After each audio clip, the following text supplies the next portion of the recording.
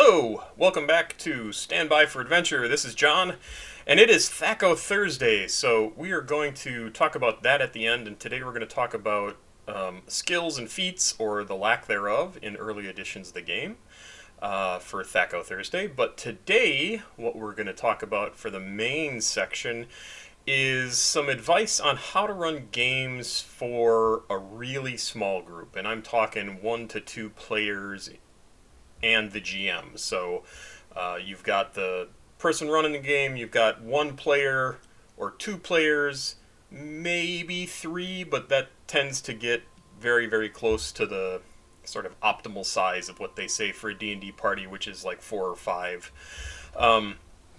With 3 players, you can generally have a pretty balanced party composition, so that you would have hopefully some kind of healing, some kind of fighting, some kind of magic, and if you have healing, you have magic already, maybe a thief, so there, or rogue. So there's but I should say, as you have fewer and fewer players at the table, there are other challenges that come up, and I want to cover those. This one I want to try and make as short as possible, because I feel like the 45-minute to an hour long episodes that I've been doing are a little bit long, and I really want to use these to provide information to new players who are looking for advice and are very, very curious, and let's just jump into it. So if you have only 1 or 2 players, and by the way, I said in a previous video, starting out with only a handful of players is a fantastic idea. When I started playing gaming in the 80s, it was just me and my buddy Dave. Every now and again, maybe another friend of ours or 2 would join us, but for the most part, it was just the 2 of us. And a lot of my gaming experience grew out of that, obviously, because it was the first person I played with and the first game I played. And we really had to find our way and figure out like what's appropriate and what's not. And there were not as many tools as there are now, especially in the rules themselves when it came to making encounters. The balance of things was just not there. It didn't give you any sort of like challenge rating to keep track of how tough a monster was compared to another monster. You just kind of had to estimate things based on the number of hit points and their armor class, and you just had to evaluate and see if this is something the players could actually take on and survive. All that said, let's jump in. First off, and I've said this in other videos, make the story about the player characters. This is something that seems really obvious when you say it, but when you're running the game, you can often feel like the players they don't necessarily embrace the fact that they're the main characters, and so they might do some really questionable things, but you as the GM should never question that. You should never question that they are the main characters of the story. They are the ones of the story you are all building together who are going to be the most important. And whether that means they do things that nobody else has been capable of doing, you know, the old saw about, oh, we've sent people and no one's ever returned, and then the PCs go and they don't have any issue at all, and, you know, maybe it's certainly an adventure of some kind, but they end up surviving and come back and everything's fine. And not only that, but they've solved the problem that nobody else was able to do. That makes them special, and that is correct. That is what you should be doing in your games. So as they're doing things, kind of cultivate that and make sure that they know that other people are standing up and paying attention and taking note of them. And the fact that they are doing things that others haven't been able to do will lead them from one storyline to the next, to the next, to the next, because other people have found out about what they're doing and that they are competent, or, you know, they at least get things done. And you'll see on shows like Critical Role, they take on a lot of tasks that other people could be doing, but they are the main characters, and so they end up getting involved in all sorts of adventures that other people just are not going to get involved in because they're not the player characters. After all, I mean, how much fun would it be if every time there was some conflict, other characters came in and just solved the problem, and the player characters were like, well, I guess we don't have anything to do. that's not the point of the game. The point of the game is to make the players and the characters feel like they are special, that they are contributing, that they are changing the world in some way, even in small ways. But that's what you want to try and do, is make sure that the player characters are the focus of the story and that they are the ones who are getting things done. That's it for that one. The second tip I have for you here is, if you only have one or two players in your group, not including the GM, so if you only have one player character or two player characters, definitely add NPCs as henchmen or other party members. Maybe they're even lower level party members. They don't have to be exactly the same as the player characters. I recommend, especially with only one player, to have at least one or two NPCs that either you as the GM or them as the player handles. Those characters probably aren't going to have quite as much of a personality as if they were full-fledged PCs, but they do help you to play the game aspect of D&D or any role-playing game that you happen to be playing. And when I say the game aspect, I'm talking about like the encounters, the fights, the skill checks, all that sort of stuff. Like, they can help with all of that and round out the party, because if you are lacking a rogue, or rather you are not playing the rogue and you are in a single player campaign, you're not going to have much luck unlocking doors or breaking into places or picking pockets, or maybe even like talking someone out of something if your rogue is more like a face sort of character who is good at talking to people and convincing them to do things, or lying to them, or intimidating them. So try to round out the group with NPCs that provide support and abilities and skills that the main character or characters don't have.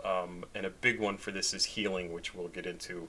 I almost universally will recommend including a healer, a cleric or druid or somebody who can heal as one of the NPCs for a group, because in D&D there's a lot of combat, and you want the player characters to be able to not necessarily recover quickly, but you want them to be able to survive encounters, because really in D&D you recover all your hit points overnight, you're fine, you go the next day, everything's hunky-dory. It's in the moment during a fight that you really need to be aware and have some healing available, so that if there's a bad roll, it doesn't just end your campaign, and that's no good. Depending on what your characters are in your game, what player characters are being played, or player character, it's going to inform what NPCs you should include. So I can't give you specific advice on like, oh, you should absolutely have a fighter. Well, if your player character is a fighter, you probably don't need another fighter. You probably need a rogue or a wizard or a cleric, or maybe even all three of them, or two of them, or maybe one of them is multi-classed, or maybe you multi-class.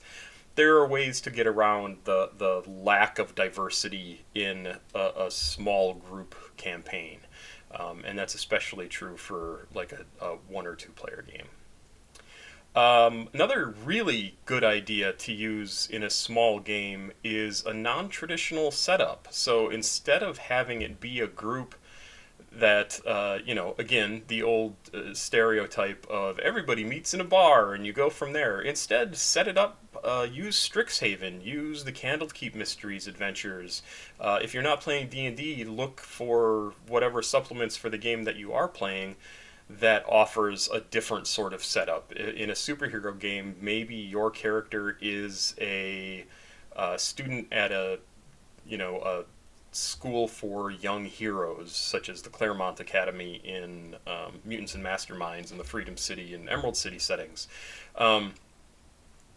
That's a fantastic way to go, because not only does that build in NPCs and a home base for the characters to be operating out of, but it also gives them patrons or other members of whatever the organization is, who are available to either go with you on missions, or go with the player characters on missions, or to give you assignments and bring you information that you may want to follow up on, and they just give you all sorts of other resources that you can call on. I have a game that I'm running currently that one of the characters is and this is in an Eberron game, one of the characters is a priest of, but it doesn't matter because I can't remember the name of it, is a priest, and they were going to go deal with some shadows that had started popping up in this section of the city that they needed to deal with. And it was something that had come to the attention of the guard, that there were these undead creatures wandering around the city attacking random people. And so the guard had called on the church and a bunch of other resources and organizations and said, hey, can you give us a hand? So they ended up sending the player character and the rest of their group to go deal with it.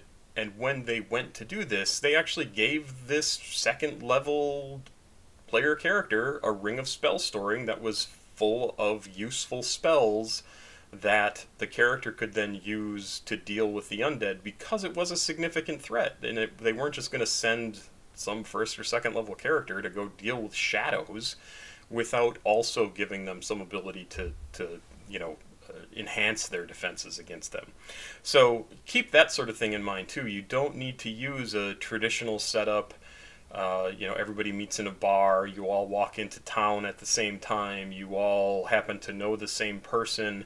Instead, set it up in a way they're all part of a spy organization. They're all part of, maybe in a D&D setting, maybe it's they're more experienced adventurers are looking for some young adventurers to take under their wing and to teach how to do things, and they can provide out of combat after or before mission support that normally players wouldn't, or normally those characters wouldn't have access to in a more traditional setup. I really recommend this sort of thing, and it can be a lot of fun because it changes. It can be a lot of fun to use these non-traditional setups because it changes the whole dynamic of the setting. I really like a lot of things about the Strixhaven setup because it reminds me so much of like the X-Men and the New Mutants and things like that, where you have characters that are all going to school together and they're all trying to get things done, and they're, Harry Potter obviously is a something to base off of this, or it's very similar. So think about that. Think about other settings that you could use or other setups that you could use to make the characters already feel like they're part of the world, but that they also can do something and they're not just at loose ends. Like if they're lost as to what to do next, that they have someone that they can go to in this new setup that you have created, whether it's a school or some other type of organization. Make sure when you're coming up with encounters for small groups that you are taking into account that you only have 1, 2, or 3 characters that are going to be in combat at any given time or dealing with whatever threat happens to come up at any given time. So you need to make sure that you are balancing those encounters so that if you intend for an encounter to be easy, that it's actually easy. And if you intend for an encounter to be challenging but not deadly, that it doesn't accidentally become deadly because you forgot about some ability or you threw in one too many goblins and there is just too many attack rolls being made for the PCs to deal with because they only have, the armor class in sort of the middling range, and the chances of being hit are pretty good. And with a small group, one more hit, especially at low levels, can just wipe out your group, especially if you're talking about a single player, and even with 2 players. So keep that in mind. One thing I want to point out in the current edition of D&D, and I think this is also true of Pathfinder, and I think this was also true of the last couple editions of D&D, when you talk about building an encounter for your play group, they are assuming 4 characters of, I'm just going to say at first level for ease of math. So 4 characters at first level are capable of taking on, in a relatively easy fight, I'd say. It's not super challenging, or it shouldn't be super challenging, but it should be a fight that they use a little bit of resources to overcome. It's not a deadly encounter. But for 4 characters of first level, that means that encounter you would need a challenge rating 1 monster.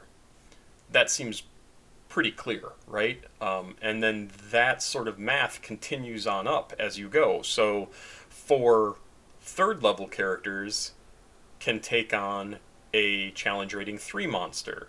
For 8th level characters can take on a challenge rating 8 monster. That's the idea behind that whole challenge rating math.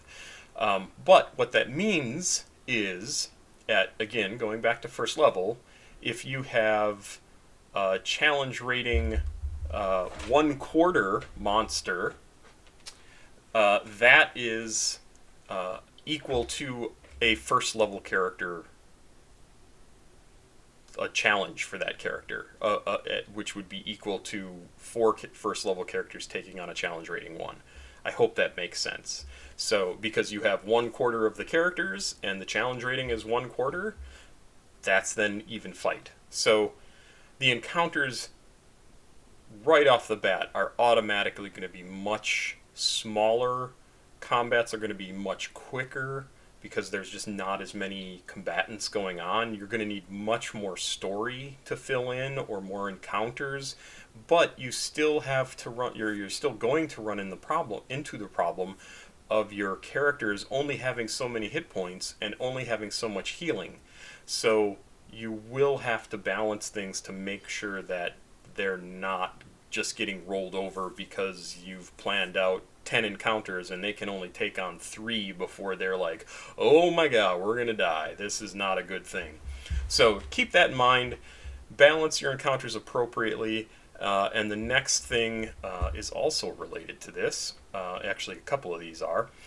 When you come up with encounters, don't necessarily always include encounters that are deadly or that in which the creatures deal damage.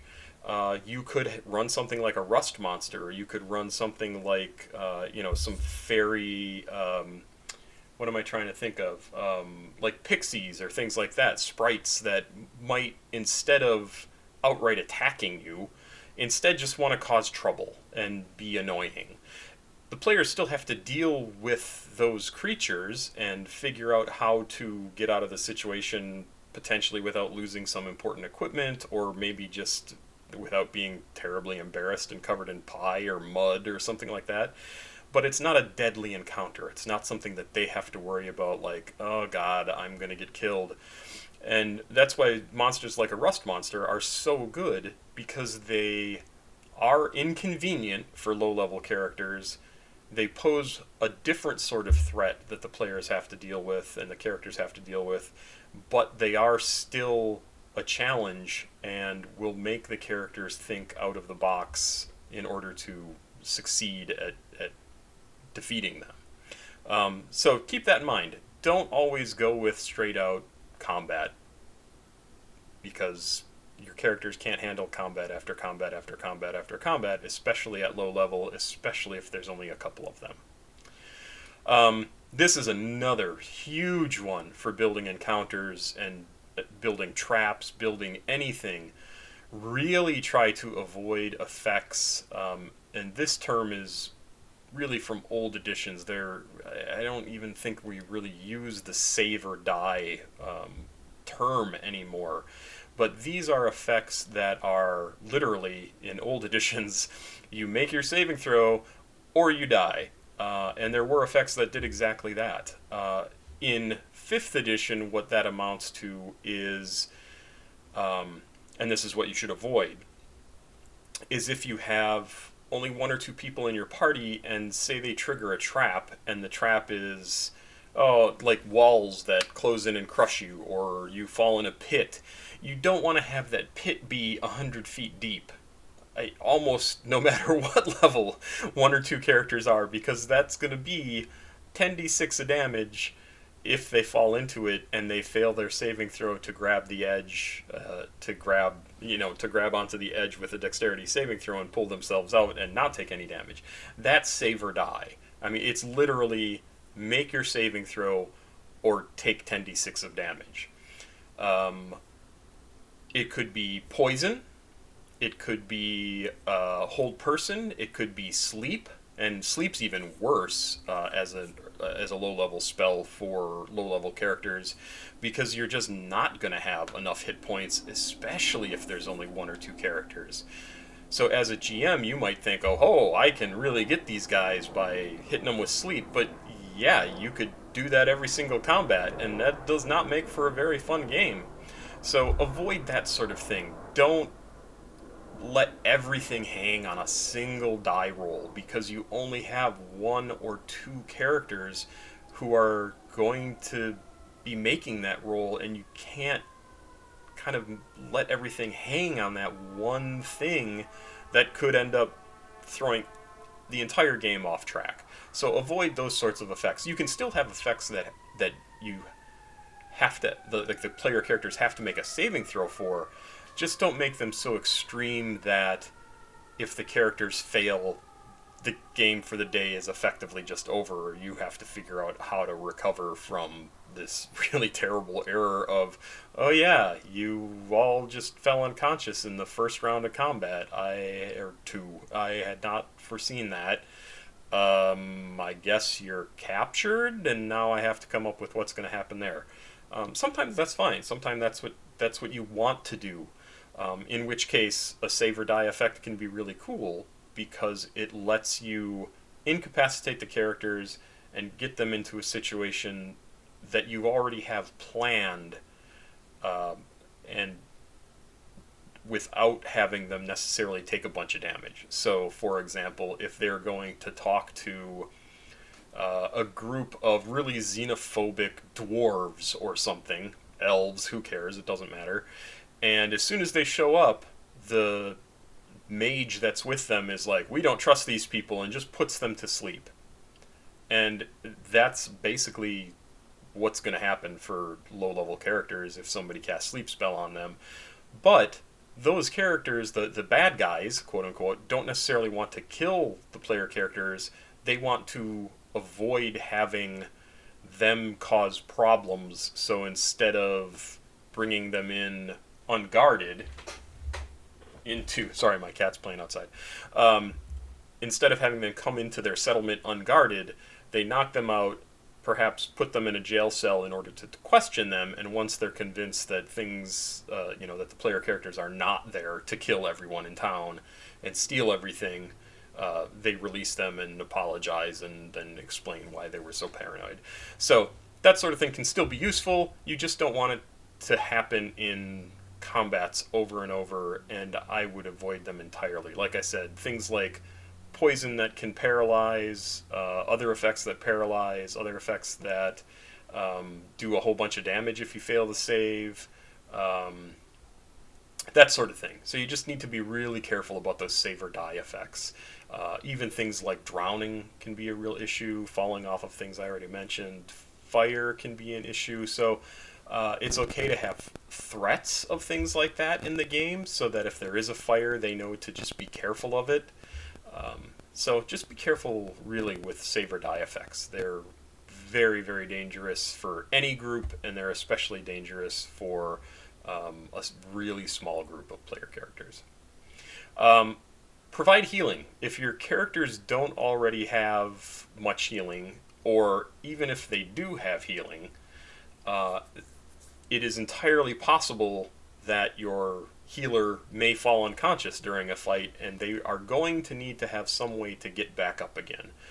This could be anything from making sure that healing potions are plentiful, making sure that there's an NPC around that has some healing, and they are there specifically to provide healing to the other characters, to the player characters, or have whatever, a ring of regeneration, or some way that they are able to recover hit points a little more quickly. I often, in smaller groups, end up giving out way more healing potions than I would normally for a group that has one or two healers in it, even if one of them is only a partial healer, like, say, a paladin or something. But again, if you're running a group with one or two players, and those players decide that they're going to play a fighter and a rogue, and there's no healing in the group, then you better make sure to have some healing available to them. Whether it's, like I said, healing potions, good berries, some other magic item, give them a special ability of some type that hopefully will help them, maybe a wand of healing, that sort of thing. So you need to be able, or really they need to be able to get up when it's important and keep fighting, even if normally it wouldn't be an issue if they had had 4 or 5 people in the party. Definitely important to keep healing on player characters' character sheets when there are not very many of them in the game. Be liberal with inspiration. And really, I would say in a group with only 1 or 2 players, every single player should start with at least 1 point of inspiration, probably 2. I would be very comfortable with that because that's just a saving grace, right? That's just a little bit of them being able to be a little bit, the players being able to be a little bit more in control of what their characters are capable of doing and whether they succeed or not. Inspiration is still not as good as just flat out success. They still need to make a roll. But I recommend giving out inspiration liberally when you only have a handful of players. Have them start with a couple of points probably, and if you don't want to do that, I really would recommend giving them something like the luck feat as a freebie so that they still have something to fall back on if a key die roll goes really, really wrong. Yes, luck is a little... Luck and inspiration both can be really unbalancing, but in a game with only a handful of players, it actually helps to balance things because the player characters don't have all those other resources and characters to rely on to get things done and to help them succeed and to stay up in combat and to pick a lock that's important and or to climb a wall or etc., etc. It becomes pretty clear when you're running a game if you don't have as many player characters, the characters that are there just don't have as many options to be able to be good at things. It's just the way the game is designed. So be aware of that. Be liberal with inspiration. Consider giving out the luck feat or something like it that allows players to kind of have a little bit of a balancing or rebalancing to what they're capable of doing so that you can run the game that you are actually running with only a handful of players without them feeling like, oh my god, we're always like on the back foot, we're always failing all these rolls and we never seem to get ahead. Yeah, you need to be able to make allowances for that.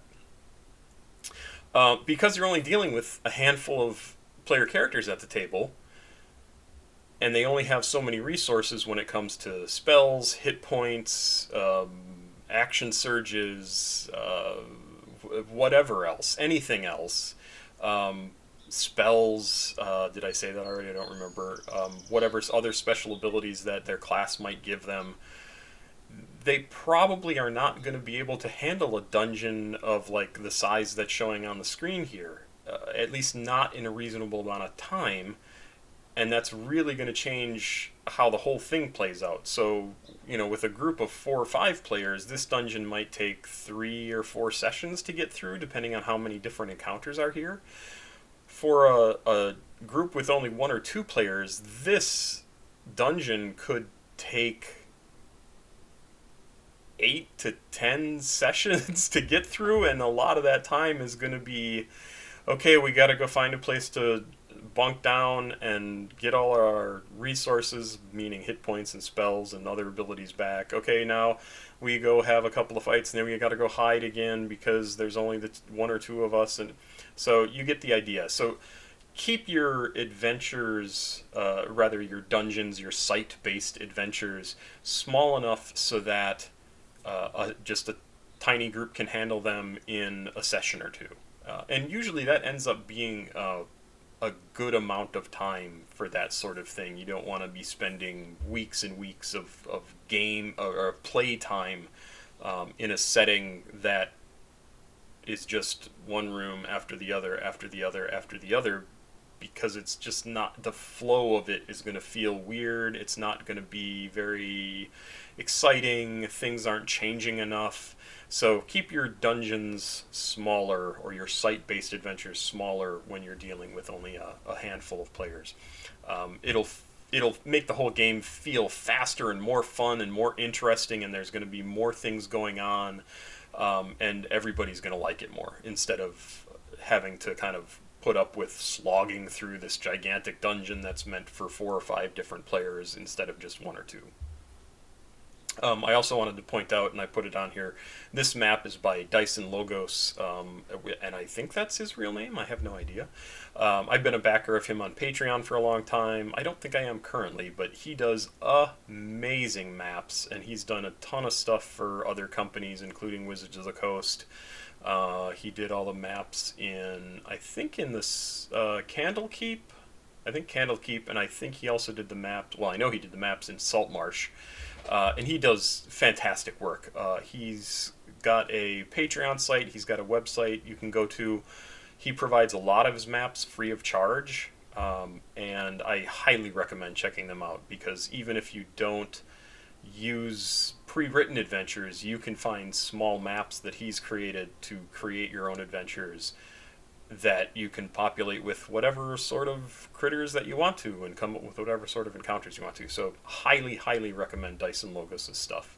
Go check it out. Then, that is everything there. So let's run through the list quickly here. Make the story about the PCs. Add NPCs to round out the group, because you're going to need it, and they're going to need it. Use a non-traditional setup to your game, so that the players have other options and can do things differently than they normally would in a full group. Balance your encounters appropriately.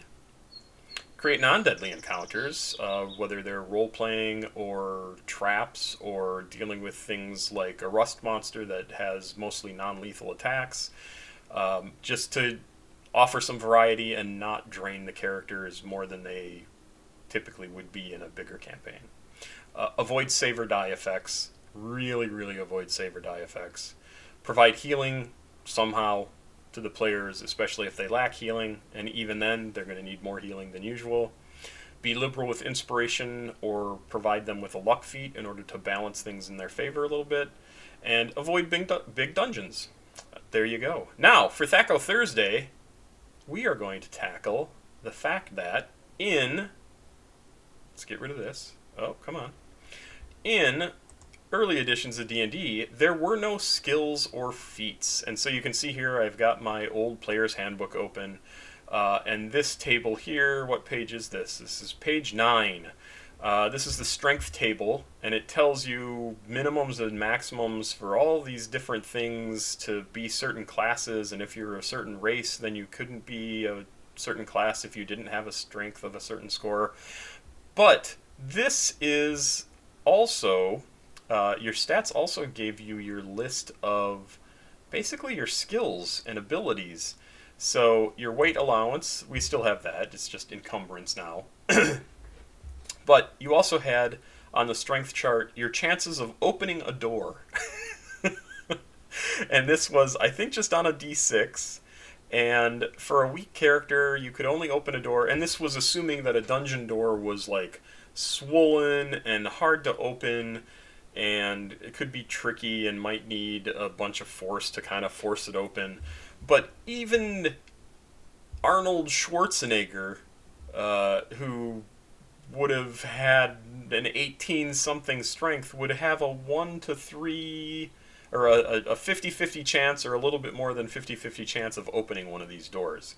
So you rolled a d6, and if you got a 1 to 3, you managed to open it. So you could literally be dumbfounded and stonewalled by a door that you were unable to open. Now, did most people play with all these rules? No, not necessarily. Most of the time you could just open a door and it wasn't a problem. This also has a chart on it for Ben Bar's Lift Gates, which was a thing that they apparently thought was important enough to have a rule for. And this, you can see, is a percentage base, so you actually rolled percentile dice. And if you were, again, like somebody like Arnold Schwarzenegger, you might have a 20% chance of bending bars, lifting gates. So you can see kind of how limited the ability to do things was, and how challenging it was to get things done. There was no roll to see how far you could leap. There was no roll to see if you could climb a building if you weren't a thief, or pick a pocket if you weren't a thief. There was no athletic skill. There was no perception skill. There was no insight skill. There were no skills whatsoever. So if you wanted to do something that wasn't in combat and wasn't covered by something like this D6 roll to open a door, or a percentile or percentile roll to bend bars, lift gates, then the GM had to make it up, or you just couldn't do it. And if we go down here, we will go to the next stat, is intelligence. Intelligence gave you additional languages, didn't give you any bonuses to any skills. There were no skills. It did, however, give you potentially additional spells that you could learn, and that continued for a long time. That's not really the case in 5th edition, at least if I'm remembering correctly. I think maybe you get more spells, but you can't necessarily cast anymore. And then you also had a chance to know spells. So when you found a spell in some other wizard's spellbook, there's a chance that you just couldn't learn it if you failed the chance to know a spell. You also had what spell, if your int was low or high, you couldn't memorize or know or learn spells of a certain level or higher. We go to Wisdom. Wisdom had a magical attack adjustment, which we won't worry about. It also had an adjustment for clerics and their ability to know spells of certain levels based on how high their wisdom was. They had a potential chance for spell failure if their wisdom was low enough. On dexterity, there were reaction to attacking, reaction bonuses and attacking adjustments, and then defensive bonuses, and those bonuses were different. So instead of in 3rd edition, 4th edition, 5th edition, an 18 dexterity would give you a +4. In this case, an 18 dexterity would give you a +3 to your reaction and attacking adjustment, but a -4 to your armor class, which actually is a +4. But again, we're dealing with THAC0, so it lowers the number. Doesn't make sense, but that's fine. It worked. Here is the dexterity table for bend bars, lift gate, or not bend bars, lift, pickpockets, open locks, locate, remove traps, move silently, hide in shadows. And as you can see on this chart, unless your dexterity was 16 or higher, you had no chance of doing any of these unless you were a rogue. And the only one that even had a 5% chance was open locks at a 16. And I think these are still only available as adjustments to the rogue, who might have a high dexterity and then has their percentages in all of these things that are listed here: pickpocket, open locks, find, remove traps. They would add this bonus to what they got from their rogue class or from their thief class. Constitution, it gave you a hit point adjustment similar to how it does now, although it was not consistent. Nothing was consistent. And then you also had on your Constitution system shock survival and resurrection survival, so even if you died, you might not make it back from being resurrected. And then charisma gave you your maximum number of henchmen, how loyal they were to you, and how well they reacted to what you told them to do. And the higher your charisma, obviously, the more likely you were to get more henchmen and have them be loyal and have them react favorably to you. It's really crazy that there was never any skills or feats or ability to customize your character to do things outside of combat other than get magic items or spells or things like that that allowed you to do things you normally couldn't. But again, THAC0 Thursday, this is the stuff that people like me grew up playing in D&D, and we just had to make things up. Honestly, the game now is so much better, and it takes into account all of these things that ought to have been in the original rules back in the 80s and the 70s. But again, that was the start of it, and people didn't really think through all the different options of like, what could I possibly want to do during this game? What questions do I need to answer? And it pretty quickly became obvious that there needed to be some kind of skills, some kind of ability to do things outside of just what your character class told you could do. So there you go. There's THAC0 Thursday. I will get this posted right quick. If you have any questions for me, feel free to put them in the comments below. And please do like, subscribe, and share. I've appreciated everybody who's done that so far, and I'm looking forward to growing the channel more. Please spread the word. Thank you. Stand by for adventure.